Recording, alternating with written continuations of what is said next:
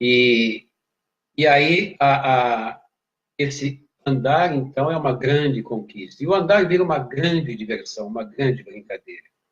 Então, lá pelos 12 meses de idade, 11, 12 meses, nós estamos em pé, andando, capengando, daqui a pouco estamos bastante habilidosos, aí começa todo o esforço para falar, porque se o andar é uma conquista, falar é muito instigante. Né? A gente ouve pessoas falando. Vários de vocês passam boa parte do tempo ouvindo música, e tão bom que é o som, tão bom que é o som. E aí eu vou descrever a descrição feita por um grande pesquisador sobre uma das explicações desse fenômeno da fala humana. Quando eu faço qualquer som, por exemplo, esse som vocês ouviram, mas esse som eu também ouvi. Né? Assim, se vocês falarem vocês ouvirão o próprio som e eu ouvirei o som de vocês. Não é novidade dizer mas para uma criança pequenininha que não fala ainda, todos os sons são uma grande novidade. E aí, quando ela emite um som, desde os primeiros meses de vida, esse som é muito interessante para ela. E ela repete aquilo. Quando vocês que têm filhos pequenos, prestem atenção. Quando tiverem crianças pequenininhas que não falam, ainda não falam, prestem atenção. Elas emitem sons e ficam repetindo aqueles sons. Repetindo, repetindo, repetindo. E aquilo é muito gostoso de ouvir e de repetir. E essa repetição por repetição chama-se jogo. Chama-se brincadeira, que é a mesma coisa. Se eu falar aqui jogo ou brincadeira, é a mesma coisa. Então, é um repetir por repetir para se divertir, porque é engraçado, é cheio de graça. Lá pelos 12, 14, 16 meses, elas repetiram esses sons engraçadinhos milhões de vezes. Ora, se vocês repetirem um gesto do futebol milhões de vezes, vocês vão ficar muito habilidosos naquele gesto. Se uma criança repetir sons milhões de vezes, ela ficará muito habilidosa em articular sons. E ela só conseguirá falar, porque naquele momento, né, depois de 12, 14, 16, 18 meses, ela se tornou extremamente habilidosa em articular sons graças ao jogo. Porque ela brincou de se arrastar, ela ficou boa em se arrastar. Porque ela brincou de engatinhar, ela ficou boa em engatinhar. Porque ela brincou de andar, ela ficou boa em andar.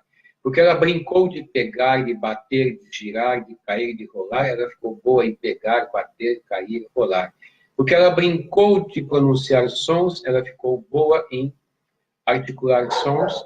Isso lhe permitirá falar quando ela perceber o sentido da fala. Ela vai perceber o sentido da fala e os efeitos que as palavras que ela pronunciar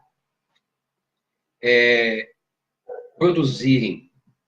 Vocês sabiam que vocês sabiam que o Paulo Freire ensinava um adulto absolutamente analfabeto a ler em 3, 4 meses.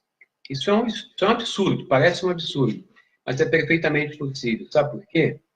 Porque quando um aluno do Paulo Freire, lá no sertão de Pernambuco ou da Paraíba, liam uma determinada palavra, ou quando eles escreviam uma determinada palavra, aquilo aparecia para esse aluno como uma coisa muito agradável. Ele gostaria de fazer de novo. Sabe por quê?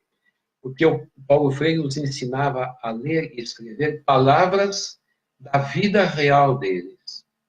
Se eles eram cortadores de cana, eles não iam passar a vida toda escrevendo sobre o corte de cana, mas eles iam começar por isso.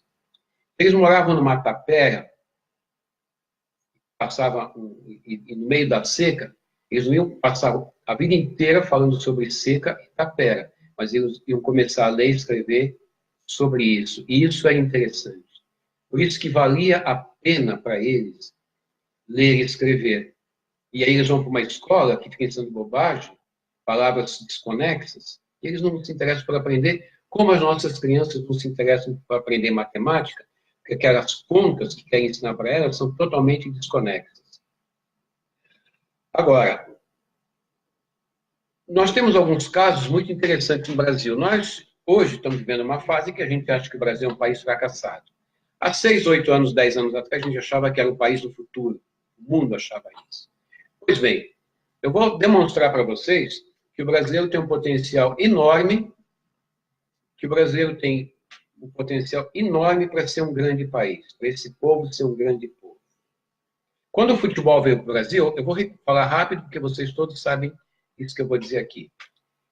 O futebol veio para cá pelas mãos de gente da elite dominante do país, Charles Miller, no colégio de Itu, só gente chique, para ser praticado nos colégios ricos e nos clubes ricos. Vou ter o exemplo do Rio de Janeiro, porque o Mário Filho escreveu um livro falando disso, né? O negro no futebol brasileiro. Essa elite que jogava futebol ignorava a existência dos mais pobres. Mas a molecada mais pobre ficou sabendo do futebol. Isso no começo do século XX. Ficou sabendo do futebol, conseguiu ver pessoas jogando futebol e achou aquilo muito interessante. E eles não tinham bolas. Eles começaram a improvisar bolas e começaram a improvisar os próprios jogos. Como eles não podiam jogar com esses bacanas, eles começaram a jogar do jeito deles. E aí eles ensinaram para a gente uma grande lição que a sociedade não quer aprender, porque para a sociedade chique, culta, não interessa. A grande lição é, se a pessoa puder aprender do seu jeito, ela aprenderá bem. E os brasileiros aprenderam a jogar futebol bem, porque aprenderam a jogar do seu próprio jeito. O menino de São Januário, no Rio de Janeiro, de pés descalços, no meio da rua, com uma bola improvisada de meia, qualquer coisa lá, aprendeu a jogar futebol chutando aquela bola com os amigos. Quando os dirigentes do Vasco da Gama perceberam, eles já jogavam melhor que os jogadores titulares do Vasco. Aí o Vasco montou um time com base neles e ganhou 3, 4, 5 campeonatos cariocas seguidos. E se os outros não providenciassem a entrada dos meninos de rua nos seus times, no Rio de Janeiro, nunca mais o Vasco perderia. Né? O Garrincha aprendeu do seu jeito, o Pelé aprendeu do seu jeito. Por que eu não poderia ter aprendido matemática do meu jeito? Sabe por que não pode? Porque eu era um menino pobre e não havia nenhum interesse em ensinar um menino pobre. E por que a população brasileira, que de modo geral é pobre, não aprende? Porque não é interessante ensinar para o pobre.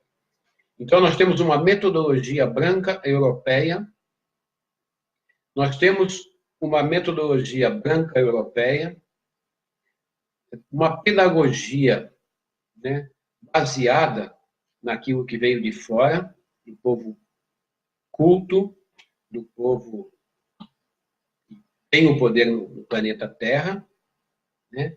Isso jamais ensinará uma população pobre, jamais. Esses caras que administram os sistemas de ensino sabem disso? Provavelmente sabem. Se eu sei, eles devem saber. Mas não é interessante para eles. Então, nós já sabemos de antemão que essa educação popular funciona. Com Paulo Freire ou sem Paulo Freire. Com Paulo Freire funcionou melhor porque ele gerou uma consciência que permitiu ao oprimido superar, pelo menos parcialmente, sua condição de oprimido, de explorado. E as crianças aprendem maravilhas, aprendem a jogar peão, bolinha de gude, empinar pipa, futebol, mas quando acaba o tempo da brincadeira, para o pobre, acabam as perspectivas de vida. E aí, se a gente vai pesquisar pedagogia da rua no futebol, a gente vai tirar ensinamentos desse futebol para ensinar para esse povo de escola, mesmo que eles nunca queiram aplicar, que há uma outra metodologia possível, que há uma outra pedagogia possível. Esses dias, não sei se ontem ou hoje, eu escrevi para o Fernando Diniz o seguinte, escrevi para ele o seguinte: todos falam que você é um grande estrategista. E realmente ele é. A tal ponto dele ter perdido o jogo domingo e no dia seguinte só tinha elogios à maneira como ele está orientando o Fluminense. Mas eu escrevi para ele, eu concordo que você é um grande estrategista, mas não sei analisar bem essa questão. Vou falar de uma outra coisa em que você é grande. Você é um grande pedagogo. Você desenha um modo de jogar, você tem um conceito de jogo muito interessante, eu acho que é o melhor do Brasil, e você tem a paciência de professor, de um grande educador, para ensinar os seus jogadores a ensinar a jogar desse jeito, cada um ao seu modo, respeitando as características de cada um, colocando o jeito de cada um à disposição de um coletivo. Você é um pedagogo. Acima de tudo, você é um grande pedagogo. Por isso, o seu time joga tão bonito, joga tão bem. Então, nós estamos começando um trabalho, eu, Alcides, o Medina, vocês, que não é um trabalho só para o futebol, é um trabalho para a educação brasileira. É um trabalho que vai denunciar esse descaso com a educação brasileira, esse descaso com as nossas metodologias, com as nossas pedagogias, né? E nós vamos apontar, usando o futebol como exemplo, perspectivas, não só para melhorar o futebol e para melhorar além do futebol.